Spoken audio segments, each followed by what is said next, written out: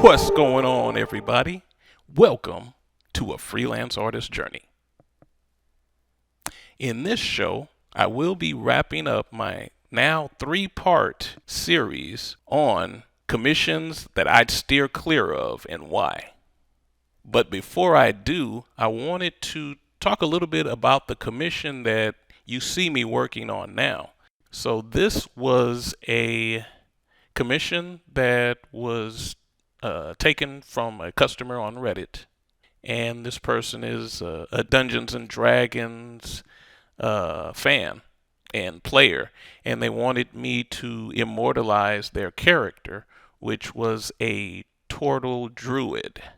And so this piece was really interesting. It was a fun piece and kind of a breakout piece for me because I started to utilize the lasso tool more than normal, and it rendered some really good, some interesting results. And so I started incorporating it more and more into my work. My inspiration was drawn from some of the World of Warcraft splash art that has been made famous over the years. And anytime you can Google WoW art, and you see a lot of splash art promotional pieces. And so this piece was inspired by that. And one of my all-time favorite WoW artists goes by the name of Jim Murray. And this guy's work is amazing. Google him, and you'll find a lot of wonderful art from this individual. The person that I did the work for was really happy with the results, and I was pleased with it at the time. I look back at it now, and it's a little cringeworthy in that we're always trying to further advance our skill level and do things different or better. I'm looking at this now, and I'm seeing where I would have maybe made some different choices and approached things a little bit differently. But this is all part of the growing process. As artists, we're always pushing to do better and be better than we were previously. But as far as this piece goes, I find that I move a lot from the subject to the background, back and forth, because I guess I have a little bit of ADD, and just to keep things fresh and interesting for me, it would kind of bore me to just stick with the character or the main focus and then work outwards, or to work from the background to the main character. And I know a lot of different artists work different ways. For me, I kind of jump around a little bit, and I'll work a little bit on one thing and then shift over maybe to the background, or maybe something will catch my attention and I'll start working in that area specifically. This piece, it took, man, probably about 20 hours to work on if I tallied all the time up. Of course, I broke it up a lot, but yeah, this was condensed down from a lot of hours. So I edited quite a bit, and you can see me kind of skipping through and advancing it quite a bit because honestly, nobody wants to sit here and watch me paint and make mistakes and go back over and correct things for even 5 hours worth. So this is really sped up and chopped up into a lot of pieces. But yeah, just wanted to share a little bit about my process and about this particular piece of art. And, looking back at it, there's some things that I would do a little differently. But like I said, we're always growing and trying to improve. Now we're going to get back into the video on commissions that I would steer clear of. Hope you enjoy it, and we'll see you again at the end of this video. Thanks. And this is an interesting example. This is a job that I actually took. It didn't go as well as I would have liked it to, but I wanted to also show you a job that starts off well, and then it kind of takes a left turn and how I handled it. You may handle it differently. Now, I edited this quite a bit because I didn't want to, put the client's name out there. And, as I said before, none of these videos are done to put the client in a bad light. I want to use these as examples to show and to help the freelance community and to just share what I've gone through. And then maybe hopefully you can learn from it and ultimately better service the client at the end of the day. So none of this is done to put anybody down. And so, I try to edit out names and edit out parts of the details and the information of these projects so as, not to put anybody in a bad light. So I couldn't find the original post for this one, but this is part of email communications that we had. And again, I edited a lot of it down and, just for context sake. Hi, Jeff Burns. Thank you for responding to my post on Craigslist. The ad received an overwhelming response. However, I'm looking for something very specific. This is my first book. I am a novice. I am self-publishing the book as well. Therefore, I would not be a high-profile client as some that you mention, working with very large budgets. If there were 8 to 10 very good images interspersed throughout the book, I believe it would suffice.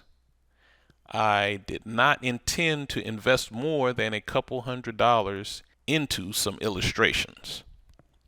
So just to give you a little bit of context here, I sent them an inquiry message. They responded with this. And so we kind of went back and forth. Now, 8 to 10 illustrations for a couple $100, that budget just doesn't compute. And so we did some back and forth, and we finally agreed upon, I think it was around $125 or so per illustration. Most of those were going to be spot illustrations, and they were going to be black and white, so no color, and they were going to be more sketchy than polished, finely rendered images. And the other caveat that I wanted to put into the contract was that the images they wouldn't own the images outright. I would have ownership of the images, and I can do whatever else I want to do with the images. If I wanted to print them out and sell prints, put them on whatever, I own the images, and I'm only giving them the right to put it in their book. So for this, I can give them a rate that was more feasible for them, and that's something that they could afford and handle. So, that's another way that you can think about negotiating the price. If they only have so much money, then you give them less ownership of the work. So in other words, this is not a work for hire. So, we started the process. Things were going smoothly.